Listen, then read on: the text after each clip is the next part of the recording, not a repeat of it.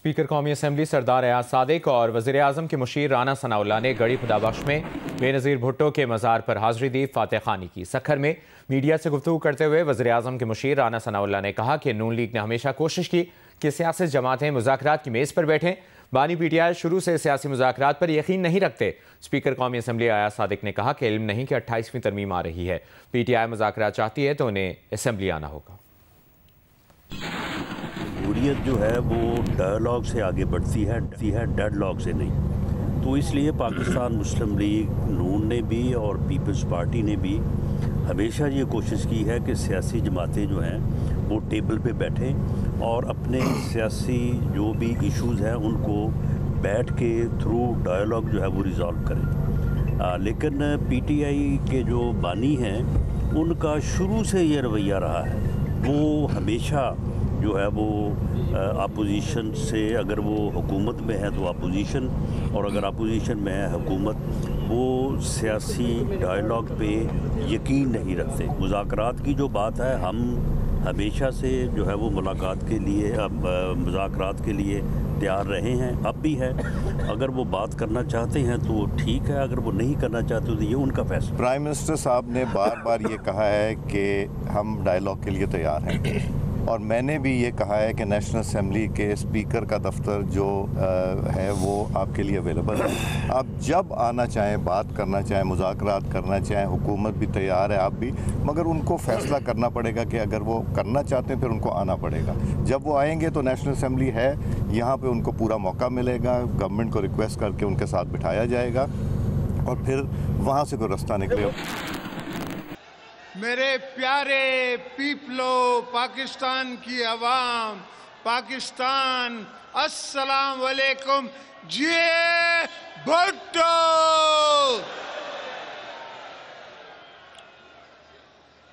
मेरे चेयरमैन बिलावल भुट्टो ज़रदारी साहब, मेरी फर्स्ट लेडी आसफा भुट्टो ज़रदारी साहिबा,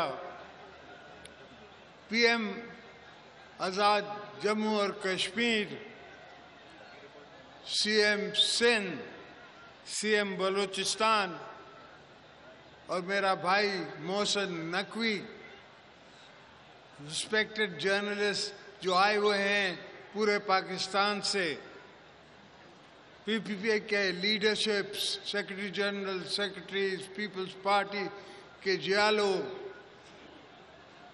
सारे पाकिस्तान से जो आए हुए हैं उन सबको खुश आमदेद गढ़ी खुदाबख्श में। और दोस्तों, पाकिस्तान पीपल्स पार्टी की ये दिन हमारी बीबी साहिबा की शहादत का और पाकिस्तान को पीपल्स पार्टी के बचाने का दिन था।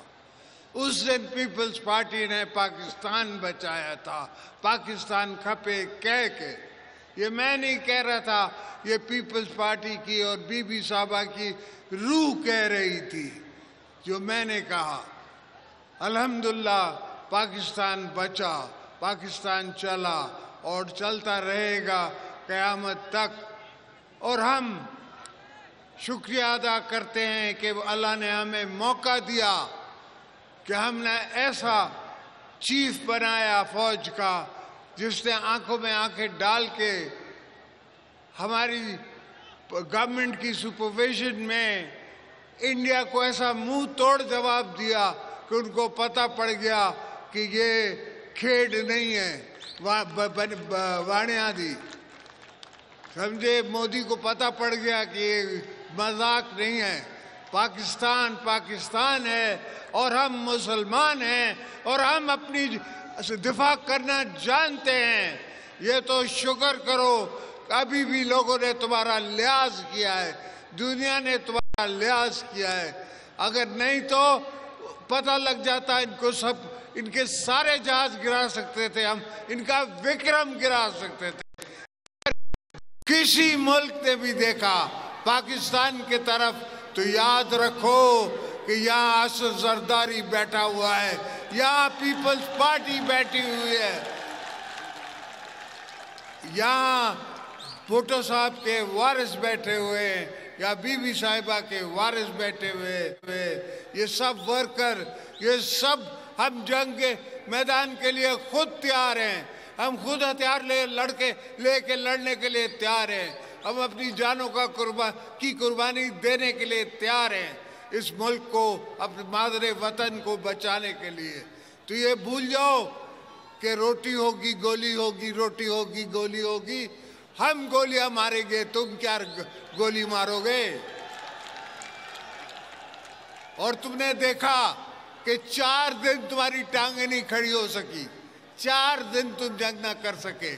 इतनी बड़ी इकोनॉमी, 10 गुना हमसे बड़ा मुल्क अपने आप को कहलाते हो, मगर वो दिल गुर्दा कहाँ से लाओगे?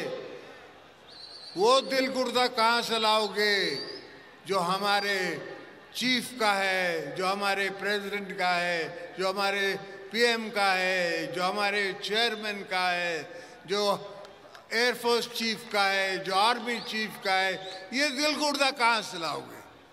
इसके लिए दिल चाहिए, इसके लिए जान चाहिए, इसके लिए शहादत की उम्मीद रखनी है, इसके लिए शहादत की दुआ अपने लिए करनी है। मेरा MS इधर ही है, इसने आके मुझे कहा कि सर वो जंग शुरू हो गई है। ये वैसे तो मैंने उसको 4 दिन पहले बोला था कि जंग होने वाली है, मगर उसने मुझे आके कहा कि सर वो बंकर में चले। मैंने कहा शहादत आनी है तो यहाँ ही आएगी, बंकरों में नहीं मरते लीडर, मैदान में मरते हैं, यहाँ नहीं मरते बंकरों में बैठ के। तो ये सोचें कि हम सब तैयार हैं। अगर दोबारा कभी भी पाकिस्तान को ज़रूरत पड़ी, कभी भी हमारी धरती माँ को ज़रूरत पड़ी, तो हम अपनी सब जान माल धन सबको लगाने के लिए तैयार हैं। तो दोस्तों, पाकिस्तान को संभाल के, बीबी का पाकिस्तान समझ के, जुल्फ़िकार अली भुट्टो का पाकिस्तान समझ के, हज़रत कायदे आज़म मोहम्मद अली जिन्ना का पाकिस्तान समझ के हमने बचाना है, चलाना है, रखना है। और आप सबको भी बचाना है। कभी भी जब भी मैं जेलों में गया, मैंने ये नहीं कहा कि मेरे वर्करों को बाहर निकालो, मैंने ये कहा वर्करों को अपना ख्याल करो, तुम बच के रहो, मैं इनको खुद ही अकेला मुकाबला करूंगा। और ये सोच, ये फिक्र, ये दिमाग, ये दिल मुझे बीबी साहिबा से मिलता था कि बीबी साहिबा कहती थी कि मैं अकेली इन सब के लिए काफ़ी हूँ। तो हम सब पीपल्स पार्टी, हम अकेले ही दुश्मनों के लिए काफ़ी हैं। ये कभी ना दुश्मन सोचे। हमने तब भी झंडा पाकिस्तान का लगाया था जहाँ बीबी ने हुक्म किया था। हम आज भी उस झंडे के साथ चल रहे हैं और इंशाल्लाह चलते रहेंगे। हमारी आने वाली नस्लें भी चलती रहेंगी। किसी का दिल नहीं करता कि वो अपने बच्चों को ऐसी जगहों में डाले जो हमारे यहाँ जंगें हैं, मगर हमें कोई डर नहीं लगता। हम कहते हैं कि हमारी आने वाली भी नस्लें लड़ेंगी, उससे भी आने वाली नस्लें लड़ेंगी अगर ज़रूरत पड़ी। हम जंग के शौकीन नहीं हैं, हम किस मुल्क से लड़ना नहीं चाहते, मगर अगर कोई हमारी साथ हमारे गिरेबान में हाथ डालेगा तो हम उसको 2 पी 50 मारेंगे, जिस तरह हमने इंडिया को मारा था। अब इनको भी मारेंगे। जो भी हमारी धरती की तरफ नासूर आंखों से देखेगा, जो भी देखेगा, तो हमारा ऐसा चीफ बैठा है कि उनको वो चने चबा देगा।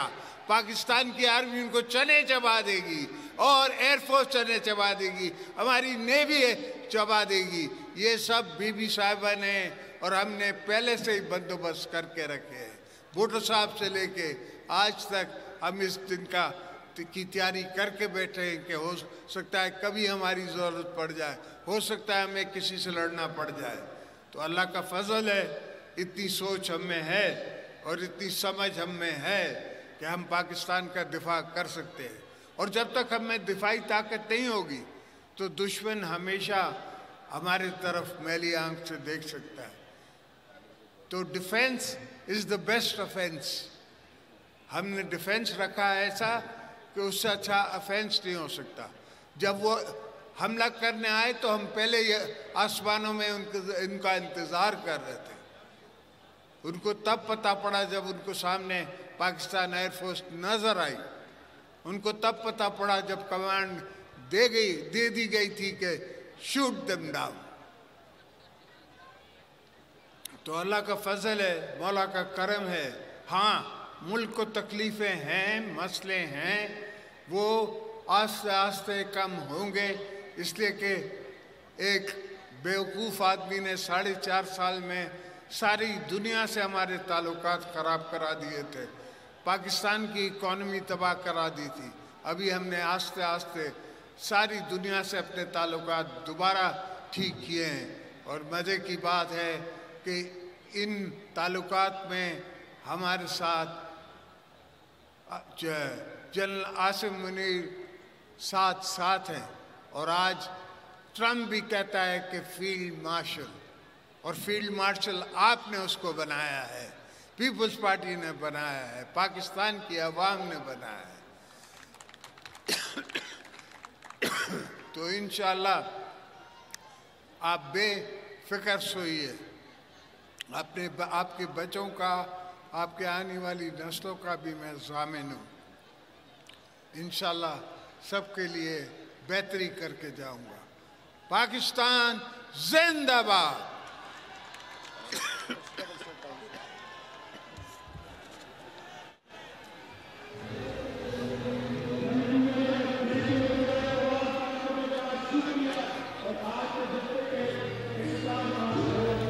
शहीद बेनज़ीर भुट्टो की बरसी पर गढ़ी खुदाबख्श में जलसे का इनेकाद किया गया और इस वक्त आप मनासिर देख रहे हैं जहां पर सदर मुमलिकत आसिफ अली ज़रदारी खिताब कर रहे थे और मुख्तलिफ उमूर पर उन्होंने गुफ्तगू की। उनका कहना था कि मैंने अपने वर्कर्स को कहा कि तुम बच कर रहो, मैं अकेला इनका मुकाबला करूंगा। सदर आसिफ अली ज़रदारी ने कहा कि हम लड़ना नहीं चाहते, लेकिन जो भी हाथ हमारी तरफ बढ़ेगा तो जवाब ज़रूर देंगे। एक बेवकूफ़ आदमी ने 4 साल में दुनिया भर से हमारे ताल्लुकात ख़राब किए। सदर ज़रदारी ने कहा कि हम लड़ना नहीं चाहते, लेकिन जो भी हाथ हमारी तरफ बढ़ेगा तो जवाब ज़रूर देंगे। हम चाहते तो भारत के सारे जहाज़ गिरा सकते थे, मोदी को पता चला हम अपना दिफा करना जानते हैं। भूल जाओ, रोटी होगी गोली होगी, हम गोलियां मारेंगे। खुद को दुनिया की बड़ी मईशत कहते हो तो तुम 4 दिन जंग नहीं कर सके। सदर ज़रदारी ने यह भी कहा कि किसी ने मैली आंख से देखा तो यहाँ ज़रदारी बैठा हुआ है। मुल्क के लिए हम अपनी जानों की कुर्बानी देने के लिए तैयार हैं। हम कहते हैं ज़रूरत पड़ी तो हमारी आने वाली नस्लें भी लड़ें। ये भी कहा कि मुल्क में तकलीफ़ें और मसाइल आहिस्ता आहिस्ता हल होंगे। एक बेवकूफ़ आदमी ने 4.5 साल में सारी दुनिया से ताल्लुकात ख़राब कर दिए थे। भारत से जंग के दौरान उन्हें बंकर में जाने का कहा गया। मैंने कहा लीडर मैदान में मरते हैं, बंकरों में नहीं। साथ ही Bilawal Bhutto Zardari chairman Peoples Party ने भी खिताब किया और उन्होंने भी कहा कि भारत के खिलाफ जीत गढ़ी खुदाबख्श की कुर्बानियों के बगैर नामुमकिन होती। स्टेट बैंक की पहली खातून गवर्नर शमशाद अख्तर इंतकाल कर गईं। साबिक governor state bank doctor Shamshad Akhtar का इंतकाल हरकत क़ल्ब बंद होने के बायस हुआ। डॉक्टर शमशाद अख्तर की नमाज जनाजा कल कराची में अदा की जाएगी। सदर आसिफ अली ज़रदारी का साबिक governor state bank Shamshad Akhtar के इंतकाल पर गहरे दुख और अफसोस का इजहार। Chief of defence forces army chief field marshal Syed Asim Munir का डॉक्टर शमशाद अख्तर की वफ़ात पर इजहार अफसोस। लवाहिकीन से ताज़ियत। कहा डॉक्टर शमशाद अख्तर ने मुआशी मैदान में पाकिस्तान के लिए गिराकदर खिदमात सर अंजाम दी। वफाकी वज़ीर ख़जाना मोहम्मद औरंगज़ेब का भी डॉक्टर शमशाद अख्तर के इंतकाल पर अफसोस का इजहार। वज़ीर आला खैबर पख्तूनख्वा सुहेल आफरीदी का कहना है कि वो पार्टी असीरान से इजहार एकजहती के लिए उनके घरों पर जा रहे हैं। हुकूमत के साथ डायलॉग की जिम्मेदारी तहरीक तहफ़्फ़ुज़ आइन की है। उनकी जिम्मेदारी है कि वो स्ट्रीट मूवमेंट चलाएं। वो ये तहरीक भरपूर अंदाज में चलाएंगे। वज़ीर आला खैबर पख्तूनख्वा लाहौर में पार्टी के अज़ीर रहनुमा शाह महमूद कुरैशी, यास्मीन राशिद और एजाज चौधरी के घर पहुंचे। सुहेल आफरीदी ने शाह महमूद कुरैशी के बेटे ज़ैन कुरैशी और बेटी मेहरबानो कुरैशी से मुलाकात भी की।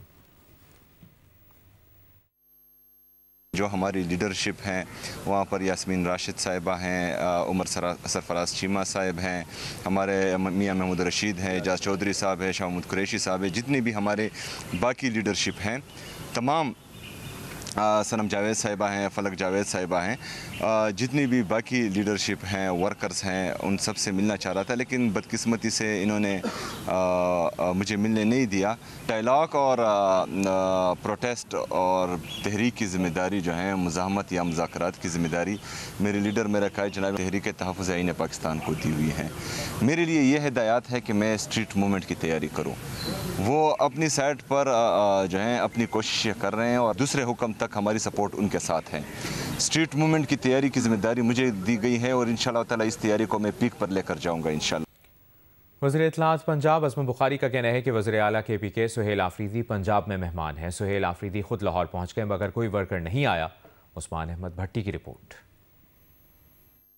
वज़ीर इत्तलाआत पंजाब अज़मा बुखारी की लाहौर में प्रेस कॉन्फ्रेंस। वज़ीर आला खैबर पख्तूनख्वा सुहेल आफरीदी के दौरा लाहौर पर एक सवाल के जवाब में उन्होंने कहा कि पंजाब असम्बली के दौरे के मौका पर जो गुंडागर्दी, बदमाशी और गलीज़ गुफ्तगू KPK के मेहमानों ने की वो अफसोसनाक है। सुहेल आफरीदी की सिक्योरिटी के लिए पंजाब पुलिस ने इकदाम किए। अगर कोई इनकलाब पैदल चलकर लिबर्टी ना पहुंचा तो इसमें पंजाब हुकूमत का क्या कसूर है? सिर्फ ट्रैफिक ब्लॉक किया था ना, ताकि वो उनकी गाड़ियां स्ट्रेट वहां पहुंच जाए और जो वहां वो करना चाहते हैं, पैदल तो आने से किसी ने नहीं रोका था। तो इनकलाब जो है वो पैदल भी आ सकता था। जो इनकलाब इंतजार करता रहा कि वो गाड़ियों पे ही सिर्फ लिबर्टी पहुंचेंगे, बेचारे आफरीदी साहब पहुंच गए लेकिन बाकी लोग नहीं पहुंच सके। मुझे बहुत अफसोस है। अज़मा बुखारी ने KPK के वुज़रा की जानिब से चक्री पर वफाकी वज़ीर दाखिला के मुतालिक नाजेबा अल्फाज इस्तेमाल करने और तनकीद पर अफसोस का इजहार किया। उन्होंने कहा कि PTI वालों ने अपनी वही तरबियत दिखाई जो उन्हें उनके लीडर ने दी। जिसके पास जो होता है वो वही देता है। उनका जितना ज़र्फ है, जितनी उनकी तरबियत है, वो वही गुफ्तगू करेंगे, वही वो कर सकते हैं। और उनके जलसों में से भी ऐसी ही गुफ्तगू होती रहती है। लेकिन ये है कि उनके इस तरह की गंदी गुफ्तगू करने से उनकी तरबियत पे सवाल उठता, मुझे तो कोई फ़र्क नहीं पड़ता। वज़ीर इत्तलाआत पंजाब का कहना था कि कच्चे का इलाका 100% क्लियर नहीं हुआ, ताहम जो ऑपरेशन हो रहे हैं या होंगे, कच्चे के डाकू हों या पक्के के, कोई डाकू नहीं बचेगा। कैमरामैन मोहम्मद सादिक के साथ उस्मान अहमद भट्टी, जियो न्यूज़, लाहौर।